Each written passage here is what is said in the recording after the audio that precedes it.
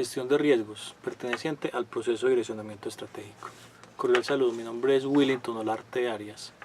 En estos minutos voy a hablarles de gestión de los riesgos. Aunque no es un numeral que se encuentre implícito en la NTC ISO 9001-2008, sí lo considera la norma técnica colombiana NTCGP 1000 2009 como uno de sus componentes.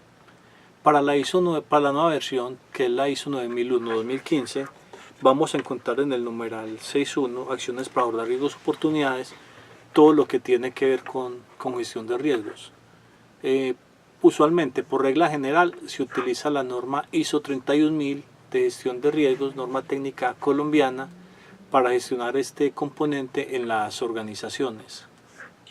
En la documentación con la que ustedes cuentan en su proceso de direccionamiento estratégico, van a encontrar una estructura de matriz de formatos para definir todo el tema de la estructura de riesgos, todas las etapas que viene la ISO 31000, y adicionalmente una guía metodológica.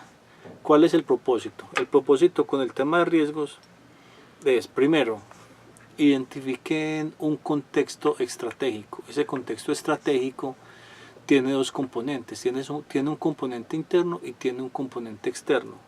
El componente externo se identifica a través de las oportunidades y amenazas que existan para el programa de implementaciones que puedan generar desviaciones en objetivos. El componente interno está orientado desde las debilidades y desde las fortalezas que tenga el programa para mitigar o contrarrestar los impactos de esos riesgos. Claramente la norma ISO 31000 define el riesgo como la posibilidad de que se presenten situaciones o la posibilidad de que se presente algo que genere desviaciones en el cumplimiento de los objetivos. Entonces, donde ustedes identifiquen que el programa puede verse afectado, ahí estaríamos hablando de un riesgo potencial que puede impactar el resultado como tal del proceso o como tal del programa. Cuando usted ya tiene ustedes tengan una lectura interna y externa muy apropiada, se inicia con la siguiente etapa, que es la identificación de los riesgos. ¿Qué contempla la identificación de los riesgos? La identificación de los riesgos contempla primero, a partir de todas esas vulnerabilidades, hablemos de debilidades y amenazas principalmente, a partir de esa identificación, ustedes realizan la identificación de aquellos riesgos que respondan de una manera directa a esos elementos del contexto identificado. Obviamente cada uno de los riesgos que identifiquemos tiene un recorrido importante, tiene que ver con la identificación de sus causas y sus efectos para hacer una mejor caracterización. Posteriormente hacemos una descripción de lo que es el riesgo, en qué parte del programa se ve impactado. Obviamente en términos reputacionales, en términos financieros, en términos operativos del programa, en términos estratégicos, tecnológicos, socioambientales, políticos o económicos. Desde todos esos contextos se puede hacer una caracterización de esos riesgos. Posteriormente, ¿qué debemos hacer? Esos riesgos los debemos evaluar con respecto a su impacto y su probabilidad sobre los resultados esperados en el contexto particular. Tenemos claro que es diferente hablar de pérdida de un documento administrativo a pérdida de un documento que es esencial para el programa, como un reporte o seguimiento de temperaturas diarias o como un diligenciamiento de biológicos faltantes en un sistema de almacenamiento de vacunas.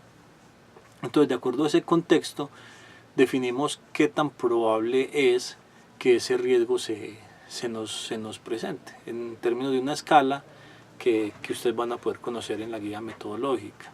Igualmente, cuál es el impacto en términos cuantitativos, si el impacto es bajo, medio o alto, o si la pérdida es baja, media o alta, no solo desde lo económico, desde otros aspectos, para mirar realmente qué vamos a hacer con ellos. Entonces, posterior a identificación de contexto, identificación de riesgos y valoración de los riesgos, esa evaluación nos va a permitir identificar cuáles son las posibles alternativas de solución para generar tratamientos que sean eficaces a esos riesgos potenciales que se presentan en cuanto a impacto o en cuanto a probabilidad. Entonces los tratamientos se ven desde diferentes mecanismos. Usted puede en su caracterización tener riesgos que efectivamente debe aceptar porque son riesgos medioambientales, por decir algo, que condicionan el cumplimiento de su objetivo, por ejemplo el almacenamiento de una vacuna, aspectos que usted no puede controlar que sean exógenos como el clima, pero obviamente van a haber aspectos que usted sí pueda controlar como la temperatura de una nevera. Entonces debemos identificar o comprender todos esos riesgos que identificamos, cuáles son los tratamientos apropiados para mitigar, eliminar o transferir los riesgos en mi mapa de procesos, en mi mapa de riesgos. Paralelo a ello, debemos ir pensando en qué controles debemos definir. Como controles, debemos comprender que esos controles requieren un nivel de evaluación en cuanto a eficacia. La ISO 31000 no lo expresa de una manera directa, pero la guía DAP, Departamento Administrativo de la Función Pública para Gestión del Riesgo, define la calificación de los controles en diferentes términos. Si el control es un control manual, es un control asociado a tecnología, si el control depende de personas o no depende de personas, si el control se encuentra documentado o no se encuentra documentado. Y con respecto a eso miramos qué tan eficaces son los controles para protegernos de esos riesgos que se nos puedan presentar. Entonces vamos asociado a la identificación del contexto, a la identificación del riesgo en causas, efectos, descripción, a la calificación del riesgo y a su valoración en una matriz de color o una matriz de colores amarillo, rojo y verde, o que en otros contextos lo pueden llamar matrices de calor, donde tenemos en la categoría roja aquellos riesgos que son de mayor impacto para la operación del programa. Vamos identificando qué tipo de controles nos pueden responder a esas necesidades. Obviamente, si el control existe, vamos a disminuir la probabilidad y vamos a disminuir los impactos, pero en caso de que el control no existe, debemos definir los planes de acción para la creación de esos controles que nos ayuden a reducir el impacto de esos riesgos potenciales. Cabe resaltar que en torno a todo este proyecto se identificaron unos territorios específicos para hacer pilotaje en el tema de riesgos asociado a ISO 9001-2015.